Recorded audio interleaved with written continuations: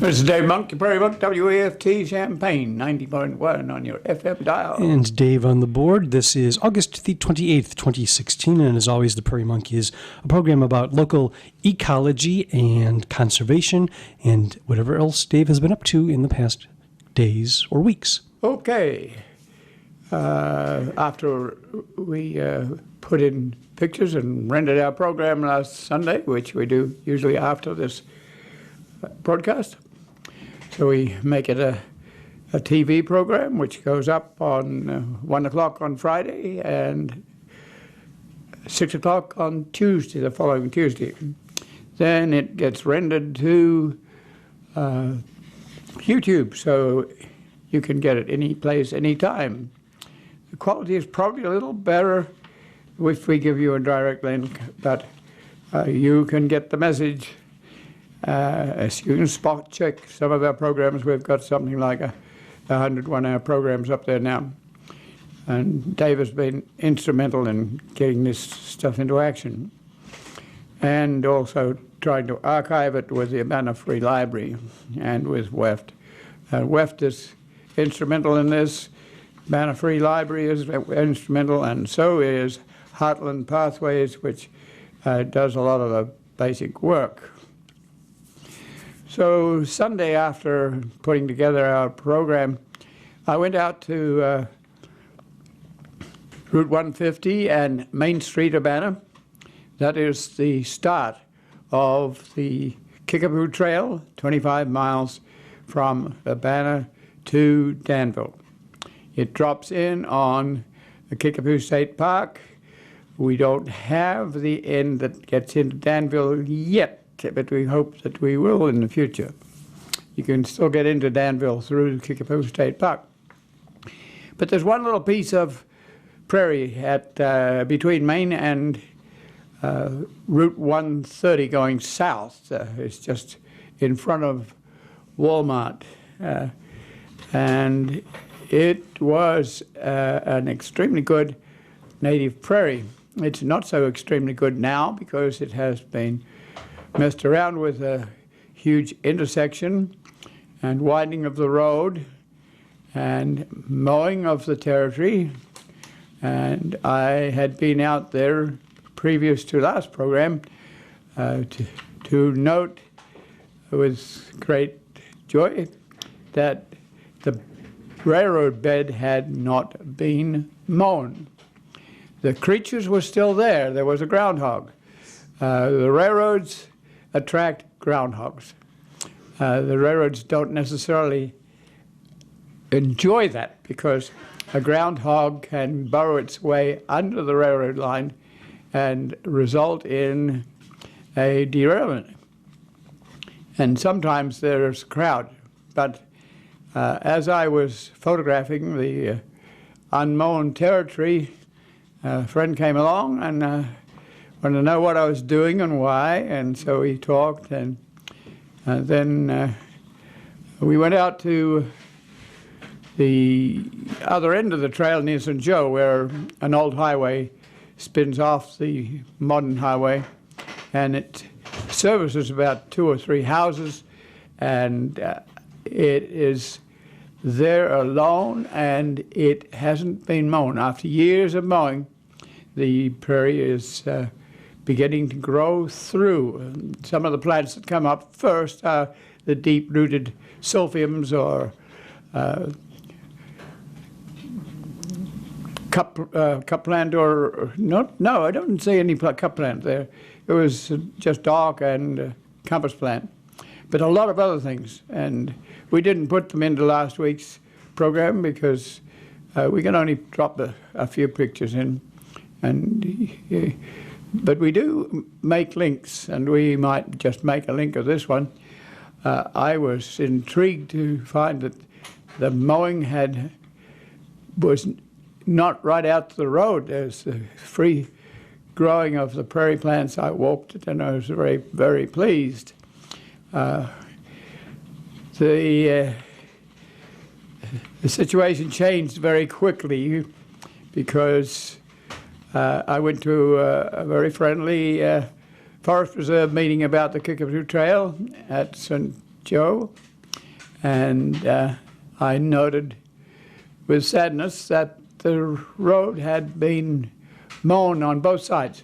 I'd actually noted that the compass plants and dock and big blue stem were also growing on the farm side of the road. And I was hoping, of all hopes, that that corridor wouldn't be mown. It's only servicing 2 houses, and that could also be prairie preservation. But the township supervisor or whoever mowed one strip with a bush hog right along that. It must be almost a half a mile.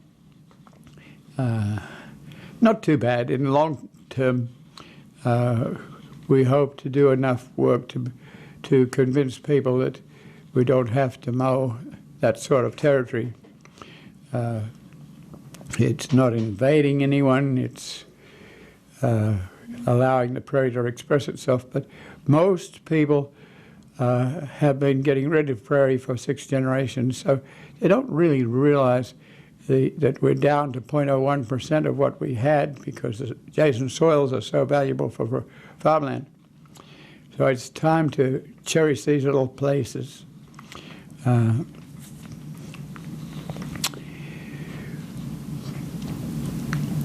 took photographs, and we may be able to put some of the species up on this week's program. So the meeting at St. Joe was, I thought, an excellent meeting.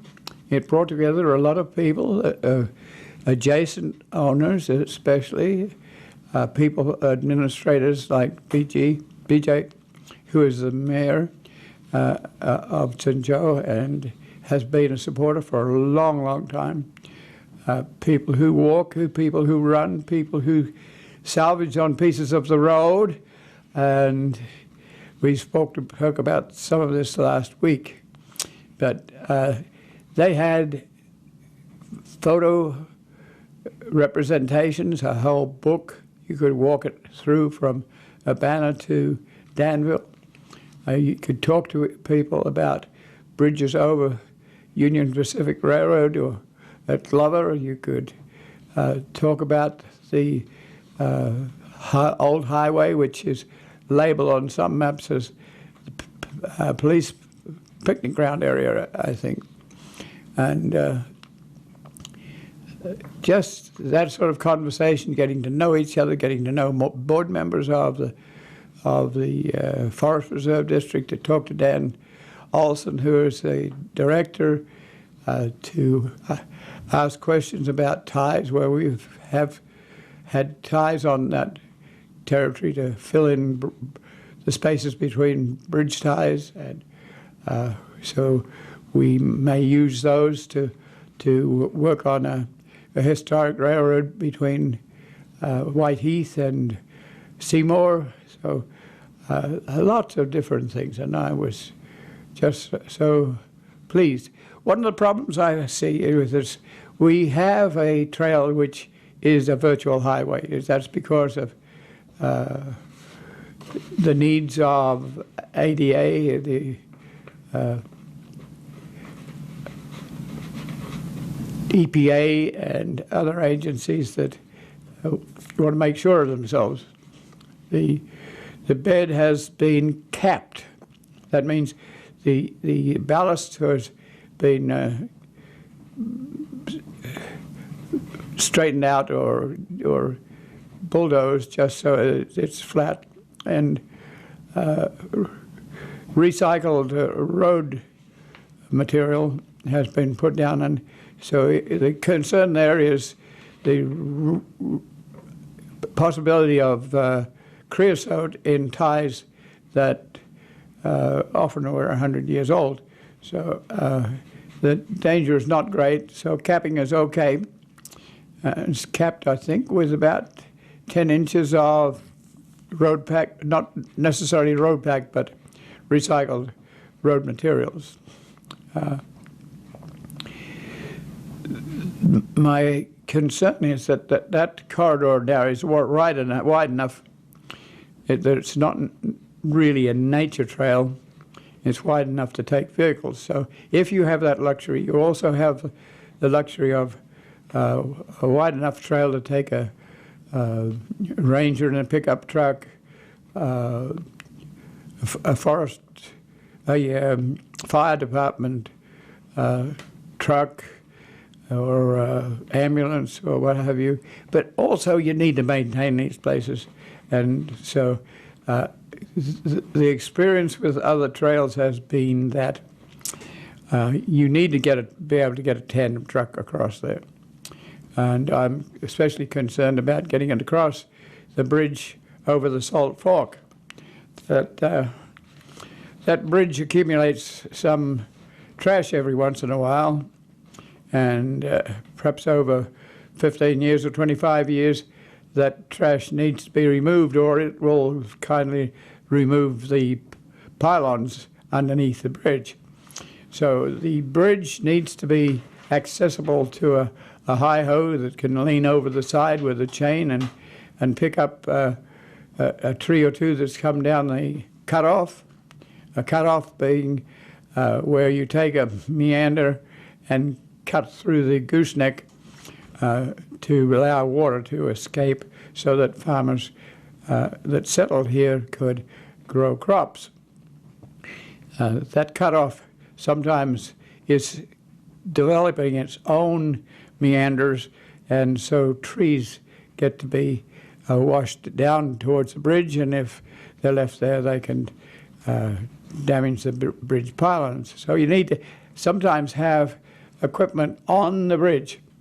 It would seem that the bridge that's designed to go in there is not going to take a tandem truck, which I think is a little bit disappointing, because the tandem truck that can move along the rest of the corridor with the aid of bollards at each road crossing. So a bollard is a standing, it's probably a hollow pipe that has a lock on the bottom of it, and an emergency vehicle or an operating vehicle can unlock the bollard and go through and relock. It's enough to stop four-wheel vehicles that would like to use the corridor sometimes in an untoward manner. One of the untoward manners is to go across the corridor. So bollards at the end don't always solve the problem, but it's a start. They don't get into that area. Some bollards are interesting in that they have a brake pin, so that if you're really in a hurry, an emergency vehicle like an ambulance can drive over the bollard, and you can replace the brake pin later. Rather important, because tradition has it and experience has it that these trails can be denied access by fun things like concrete barriers across, or gates that you don't have a lock for. And so bollards can stop untoward traffic without really looking too bad and being impractical.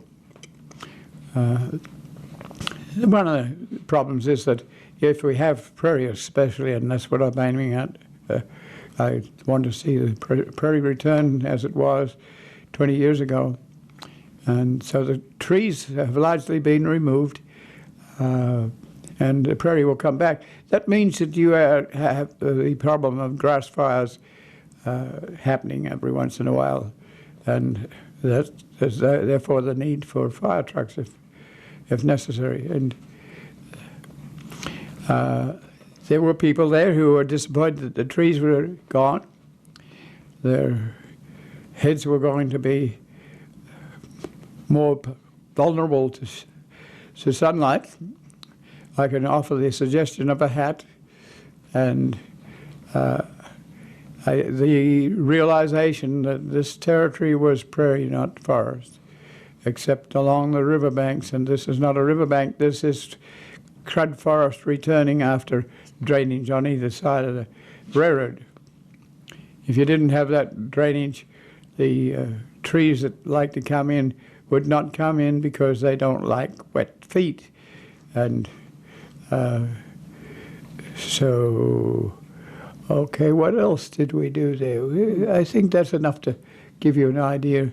I talked to planners. I talked to Mr. Durst from the bike shop in Champaign, Urbana. He and his family had been here for years. Mr. Durst Sr., the grandfather of this person I was talking to, who runs the Durst bicycle shop now, was well known for having helped to put together the Monticello Railroad Museum when it was in town in Champaign, and also when it moved to Monticello. He owned pumper trucks that used to move fettlers along the railroad bed, and they sometimes had 4 people that moved that sort of piece of equipment, and they're rather rare now and rather historic.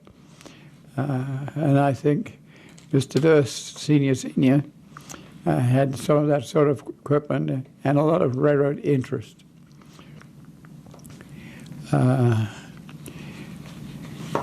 I got a phone call while I was at St. Joe from the engineering company that's given us maps and charts for land invasion at Weldon, and you see I will perhaps put some photographs of this up. They're big maps, and they in detail outline where our territory is, and so that we can go to court to get a cease and desist ruling. Some of that sort of mapping involves plat books, and plat books have a detail of all the adjacent territory. Every square mile has a quarter of a square mile, so, and every quarter of a square mile has a quarter of a square mile. So you have to get to know survey language. And so if we're talking about the area northwest of Weldon, then it's in the township number 19, range 4 east. It's a Nixon township, and it's in the our area of concern is in the northwest quarter, and we're in the southwest and southeast quarters of the northwest corner. And then you actually get down to minutes and jogs and whatnot. So we have to know about that. Some of this information comes from railroad maps. And I have a railroad map in front of me which gives rough details of the 33 miles of railroad bed that we own. And so in order to be able to double check this and see that we have the right sort of information, then we need to know some of these things. And I took the maps to our attorney, and we hope that further action on land that has been dug up over the railroad line. So this is not your squeezing in from side to side. This is the total bed, and it takes out the prairie, it takes out the bacteria and the fungi, and it takes away the drainage and takes away the fence lines. And it makes it very awkward for surveyors because the railroad tracks were the monuments for surveying, and those railroad tracks are now gone. So you have to go way back to a street or a bridge or something where there's a established monument.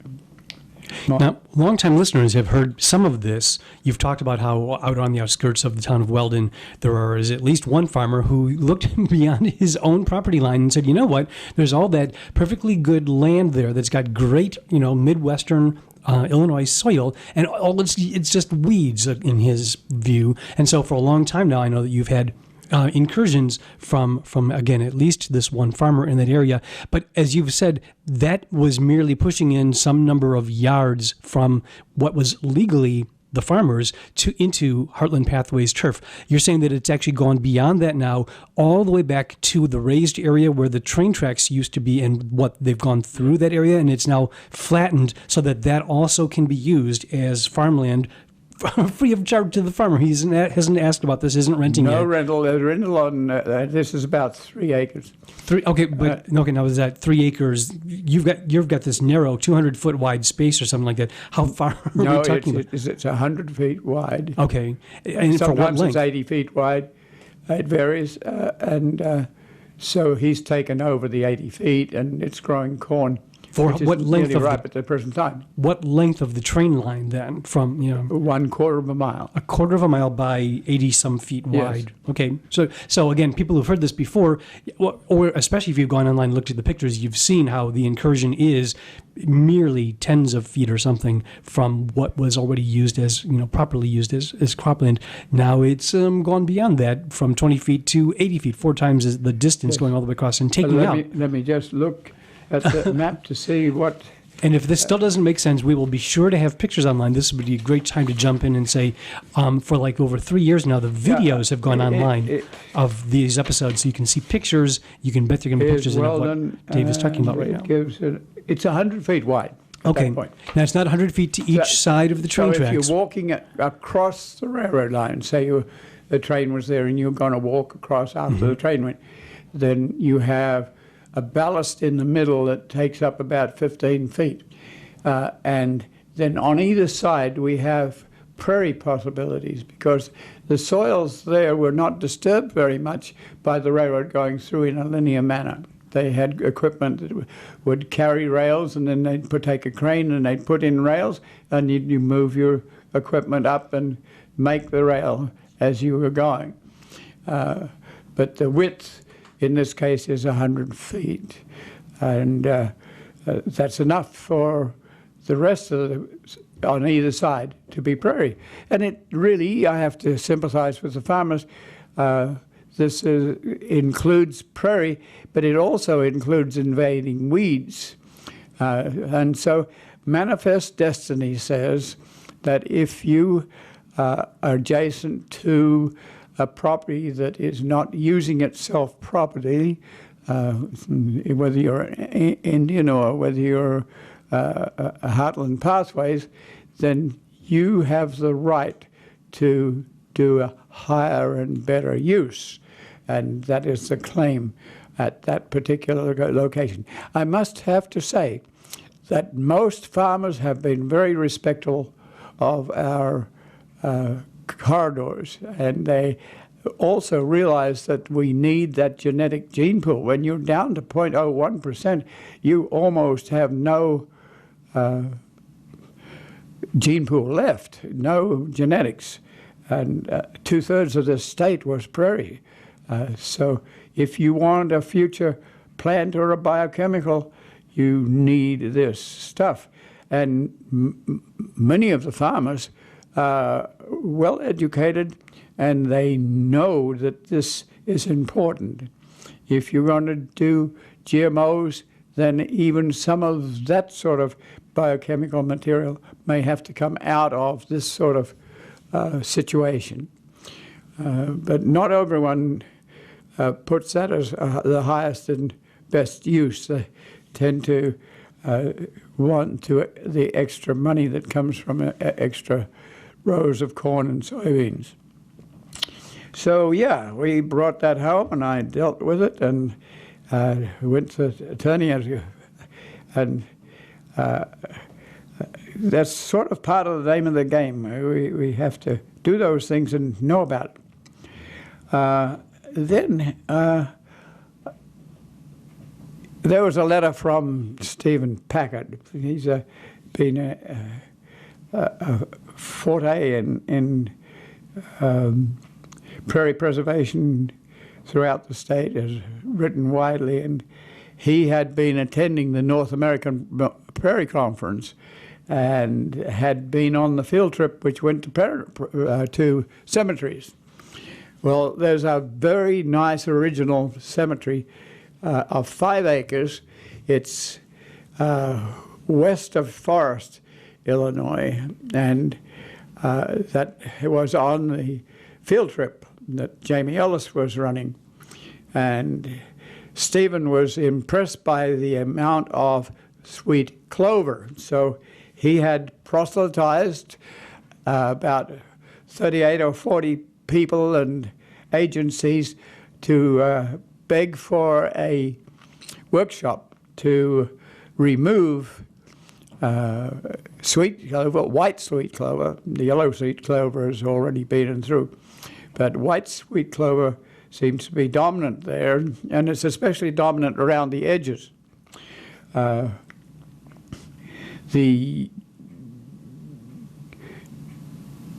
John Taft at the North American Prairie Conference had reminded people that these small plots are very vulnerable to activities on the side. So if you have a farm that's adjacent to the cemetery, there's a temptation to turn around on the cemetery. So that sort of disturbance is a violation.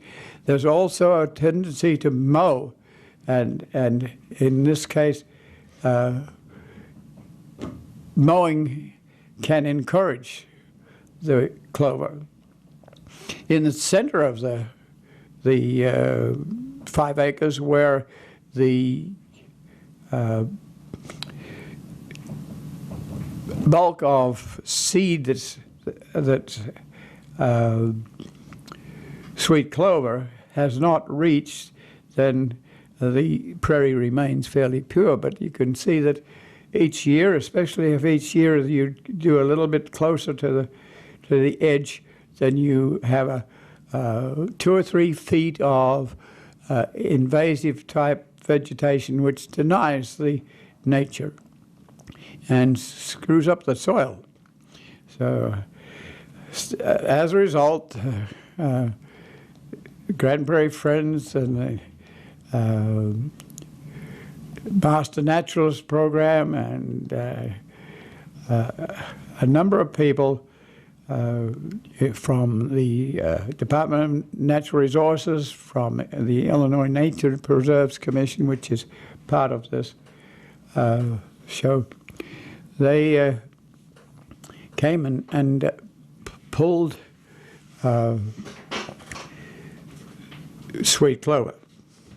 Let me give you a little history on sweet clover. You've had it before, but it doesn't hurt to remind you that sweet clover is a legume, and it has rhizobium bacteria on the roots that are able to fix nitrogen. And so sweet clover becomes, for roadside people especially, a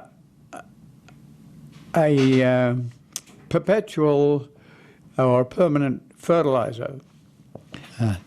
It affects the nitrogen cycle. So it's common. But it was brought in from Europe mainly because livestock farmers, one wanted to have a hay that would overwinter for your livestock, but also it provided fodder in early March, and so the aim of the farmer was to have cattle calving early in March. If you wait for the native prairie, it's going to be June before you have the sort of fodder that you would be able to feed cattle and horses on. So the import included sweet clover, plus a bunch of other legumes that were good for hay, and grasses too. And these creatures are still around, and the livestock industry has faded because the land is more valuable for row crops. So we have old barns that are antique anymore, and we have very little livestock. But people who are older know sweet clover. All the legumes that were brought in, sweet clover is by far the most cherished. You could mow it 8 times a year for fodder. You could graze cattle on it, and it was a gem for most farmers. And so if older farming citizens see you removing sweet clover, then it's a problem. It's why are you doing that? And also, we have a bunch of pollinator people now, and they enjoy sweet clover because it attracts pollinators, bees, and what have you. And still, it's along the roadsides. So there are techniques for working with sweet clover. One of the main things is you have to realize that sweet clover has been bred as a cultivar or a cultivated plant, and it enjoys very disturbed soils that are disturbed and moist and a nice place for seeds. And sweet clover has gazillion of seeds, and they can stay in the soil forever. So when you remove a sweet clover, you hope that you don't leave a disturbed mark. So sweet clover can be 4 feet high, and it can have a crown, does have a crown. So it's particularly adapted for mowing. It rather enjoys being mown. As the moment you mow the stems off that are supporting the leaves, then it regrows. So mowing doesn't really help you if you want to get rid of sweet clover. Also, if you mow with a rotary mower, then you just spread the seed around. If you really want to mow and save the seeds so that they don't go back into the soil, then you need a sickle-type mower that cuts the stems off and leaves them intact so that you can pick them up, or if you don't have that sort of technology, you can speed the process by having a hay rake. That still drops a fair bit of seed. So there's also the fact that 1 month in the year, the agriculturalists knew it, August is not good to be mowing sweet clover. So that's the time when you as nature people would like to mow it, and that can help. If you have areas of it that you can't possibly get volunteers to work with. One of the problems is that you have stewards on this sort of tiny area, and it's hard work, and it's perpetual. And so the McLean-oriented foundation, it has been sort of in charge of this, but in perpetuity you have to have groups that then can get volunteers together, and it's very hard to get volunteers together. One of the things to do with sweet clover is to pull it when it rains. So if you have a thunderstorm, you get out there immediately and you can pull it up by the roots. Now, if you do that you disturb the soil, so you have a chance of regrowing the seed. So you get your heel and you pound it into the soil so that you harden the soil. And but if you leave it a day or two, then you're going to break off those array of fruiting bodies and leaves that come up from the crown. And they do break off fairly easily. Just that leaves the body politic of the plant in the ground. So it grows again. And to have volunteers on hand, it's often helpful to have them on hand locally so they don't have to travel 2 hours to get there. You have to have people who are prepared to do just that. You can mow around the edge and make a statement so that you try to prevent the adjacent farm owners from invading the edge. But basically, you need to pull those thousands of weed seeds. So I appreciated that. And the Wittert family and others from Champaign went up there and worked for just the morning, but you can do a lot in a morning. Now, one of the problems here is, as Stephen Packard pointed out, and there's a good blog there if you want to get to it, and that blog has a lot of reaction from a lot of people, and I thought it was an excellent blog. But one of the comments that Stephen Packard made was that the difficulties with the budget at the state level is causing all sorts of difficulties. And the Illinois Nature Preserves Commission has had its director, Randy Hydon, retired, no replacement. A couple of the regional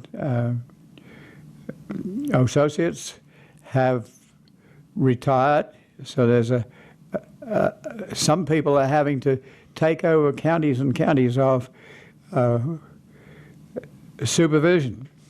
So some of them were at this workshop that was held last week, and they had to actually leave to go to other things because they're spread very thin. So I have to agree with that. I went recently to Southern Illinois to an Illinois Nature Preserves Commission meeting to say that we worked for years on a corridor between Paris and Decatur. It was an old Penn Central line that was abandoned, and the Department of Natural Resources eventually bought the bed with a view to putting in a rail trail. Unfortunately, by that time, a number of plots of land had been acquired by adjacent owners, and they weren't about to give them up. So the land has been sitting for at least 20 years and hasn't been developed. So one of the budgetary interests has been to sell or return that wind prairie trail to the adjacent owners. When I went to the meeting, I wanted to say that this corridor retains some of our only soil and remnant prairies, not the world's greatest, but some of the only. And I wondered if the farmers could be notified as to the unique value of the plants and soils that they would possibly return to corn and soybeans. Some farmers are well attuned to the fact that we need the genetic material, and so they're quite willing to go along with this sort of thing if you can inform them of the territory. So could the farmers be informed as to what they have, and could they be told if they have special sites on their adjacent property or on the railroad bed adjacent to their property? Because there's that sort of sympathetic understanding. And the response was, well, we as the Nature Preserves Commission don't have the resources to even write a letter, let alone to notify people of the value of their land. So that goes back to Stephen Packett's comment that we need to be aware of this and to perhaps let people know at the political level that this is hurting preservation in the state.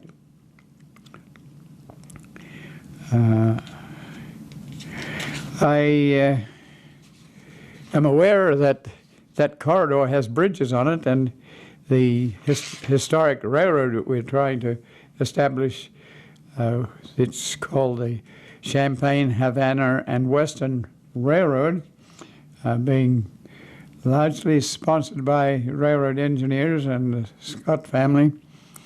And we want to re-rail 4 miles so that we can eventually get recreational steam trains and historic diesel trains into Champaign. It's a sort of a tourist advantage, but it helps people to understand the technology of railroading. One of the things that is interesting for the wind trail is that there's bridges on it, and we've been asking about the bridges, whether they could be used at Camp Creek on our area between Whiteheath and Seymour. But the answer again has been that the disbursement of the Wind Prairie Trail has been put on hold because it would cost to do that sort of disbursement. So lots of things relate to each other. Do you happen to know why it is that with the state pulling back from doing anything with this other land because it would cost money, they still went ahead with the first miles here of the Kickapoo Trail? Because that, of course, while it's mostly federal money, it's also partly state money. How did they say, okay, this one here, here's the money, we're going to chip in our portion of that? Oh, good question. Well, the Wind Prairie Trail, I think, was bought before there was a Rail Banking Act. So the Rail Banking Act came in and preserved railroads beds by having bicyclists use them for one more public use. That was the aim in buying the railroad bed, and also it just has a lot of roadside. The roads run parallel to the railroad line, so there was an awful lot of prairie there. So for the Nature Preserves Commission, or the which is a subsidiary of the Illinois Department of Natural Resources, that was a valuable site not only for recreational purposes but for the prairie that was on it. So in the Kickapoo State Park place, that was after there was a Rail Banking Act, where federal money, in that case 80% of the money is coming from the Rail Banking Act designed to preserve the right-of-way. 10% only is coming from the state and 10% from local. And in the last 20 years, there has been a clamor for recreational trails. And so there are now 30,000 miles of these preserved railroad beds that are being used, and they're not going to be returned to rail immediately, but because the railroads are mainly concerned about upgrading their main lines. So if you're going to have these as interim trails for a long time. So most states, when they're only putting in 10% are not really going to deny themselves the 80% that's coming from the federal government. They might have some criticism about you dipping into our rail banking, dipping into our tax pocket at the federal level, but basically both parties want these trails and they're very popular. He couldn't have done that 20 or 30 years ago. It didn't have the credential. I think that might answer your question. Sure. So the bottom line is, for the old one, the state would have been on the hook for the entire cost of it. This way, they were only on for 10% of it. That's quite a bit less. So, okay, Yes. let's spend the money for that. So it's way past, it could have passed, but we should mention that this year, tuned to WEFT Champaign, 90.1 FM, and this is still the Prairie Monk Show here on WEFT. And stay tuned. At the end, we'll tell you about how to go back and review all of this if you haven't been able to listen to all of it, or if any of it gets a little bit confusing, we can actually give you pictures to help clarify some of the sweet clover and the invasion, farmer invasion. If you want to see what farmers invading look like, we've got the photos. Well, now, let me say that it's seed picking time of the year. If you want Golden Alexander, you'll get it now. You have to be cautious. If you're putting in 5 acres of prairie, then you have to make sure that you don't have a lot of high school students and university students that can pick for you in September, because if you do that, then you may end up with a September prairie. So you have to be out there when the hyacinth is ripe in spring. You have to be out there, and you have to flag where it is, or you will forget to find it, because once the prairie grows up, you won't find it. So this week, Ron Sleater came from Decatur. He is very good at herbiciding, spot herbiciding the teasel, which is a really invasive weed. I wish it would be, I think it's labeled as a noxious weed, but really it's a cultivar. And so we need to get to the people who sell teasel as a very attractive a horticultural florist type plant, and it's got a gazillion seeds, and it comes up everywhere, and you've got to be constantly at it because it's a biennial, and you get the ones that are seeding this year, but there's a gazillion of them underneath coming next year, so you have to be constantly at it. Well, Ron is good at that, and we did go to railroad beds to collect seed. Some of the railroad beds are quite interesting, and they haven't been mown quite as much this year. I have to say that in some places there's a big sign that says no mow, and the mowers are still mowing around them. It just is a neatness syndrome that you are not going to get rid of for 100 years. It just is a job-earning situation. It's costs for gas, and it costs for the equipment. And the equipment is often so large that it mows more than it should mow because they don't want their bat wings over the road. So we need smaller tractors. We need policies that preserve. We did find a big plot of teasels, so we runs with weed whackers, and we got rid of those and put the seeding teasels on the roadside edge so that they wouldn't be disturbing a very nice little prairie that we use for collection. I have to say that I found on our Pope Prairie 1 or 2 teasels, and my technique for a teasel is to make it like a handle with a ringer, and thus if you don't happen to have a weed hacker in your hands, you can break the stem that way. But in order to do it, you have to put your camera down. Well, I put my camera down and got rid of the teasel in a drum so that it would not.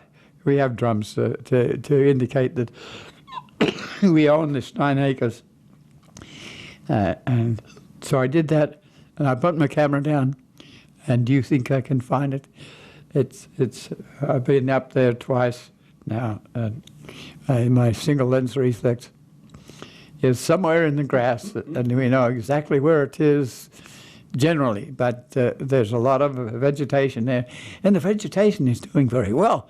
We were picking baptisia seed, and the clovers, and the blue stem is up, and areas that were previously put into corn and soybeans for a while is coming back. And that same area was herbicided to some extent because the Department of Transportation, with its herbicide for teasel, it's a teasel crew, came in and herbicided stuff that was not necessarily roadside. It was Heartland Pathways territory, and it had a few teasels on it because it had been disturbed. And teasel is like sweet clover; it likes disturbed territory. So we got herbicided, and that took out quite a bit of the broadleaf prairie.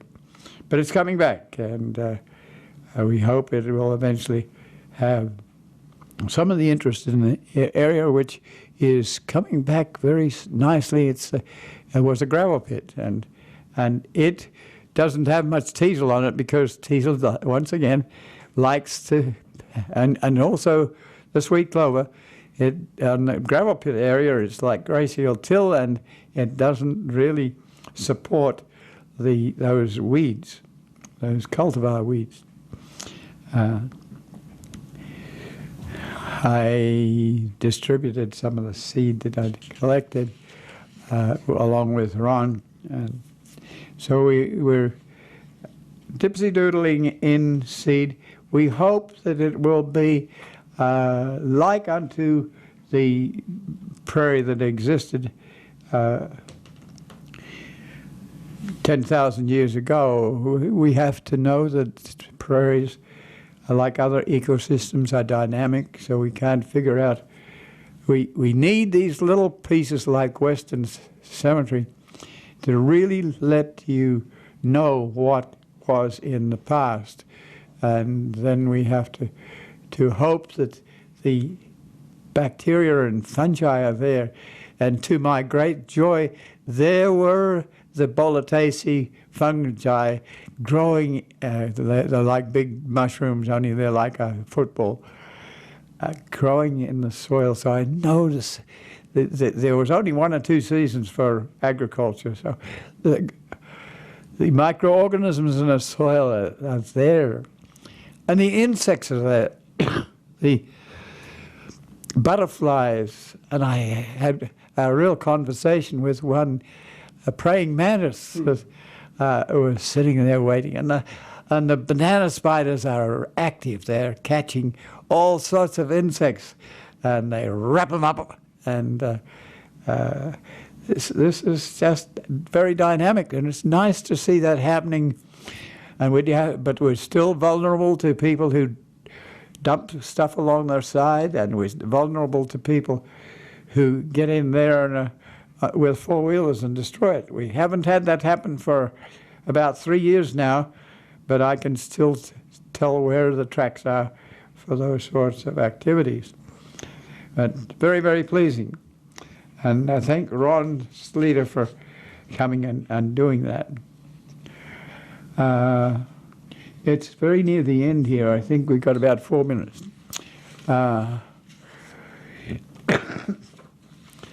I want to say thank you to the Adams Billboard Company, because this year they didn't mow in front of the billboard across the road from West with the pocket prairie. And the dock has grown, must be 10 feet tall. It's only a thread, so it doesn't really violate the dignity of the visual corridor.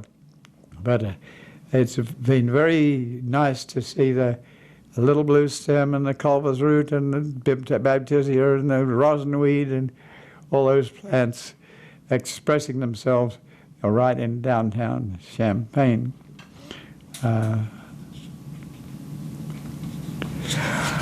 I am still watching the salvaging of things. I take a lot of things that I get out of the salvage to the idea store because they're interesting for art, and that goes to help the school district. And it has a lot of people that come to the idea store to get art materials, and so I took a bunch of things to there. I often salvage out of the dumpster. But I do really wish that people could break down boxes. They come with boxes from bars and other places that they have the legitimacy to be there and doing that. We have a dumpster that I had a lot to do with getting because there was so much cardboard. But to take a box of where you admit that you should break down boxes. So you put all your boxes that are broken down in another box.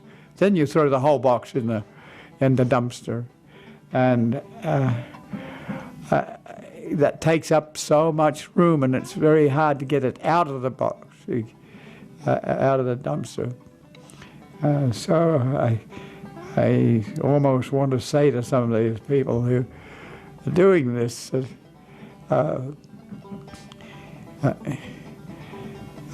you talk to Grandma, and Grandma's probably used to doing this because she grew up in an area where there's not quite so much money. And so I want to say, as if I am the young fellow,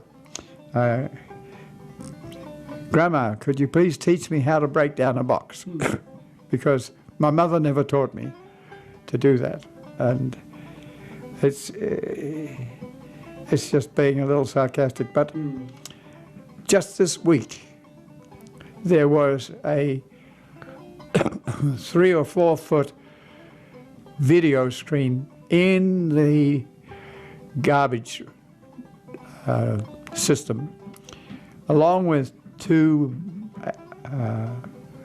speakers, and it took up 2/3 of the space. But worst of all is you don't want this piece of electronic equipment to be in the landfill sitting on top of the Mahomet Aquifer. And so I wish people would not do that sort of thing.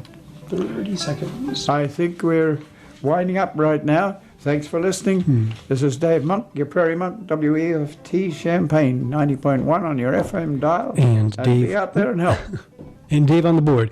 A quick note here that if folks want more information, they can go online to YouTube, look for The Prairie Monk, and they can actually see the video of this episode. If that's where you are right now, watching the video of this, if you look down below the screen, you may well see links to other videos that are actually apropos of what you're listening to right now.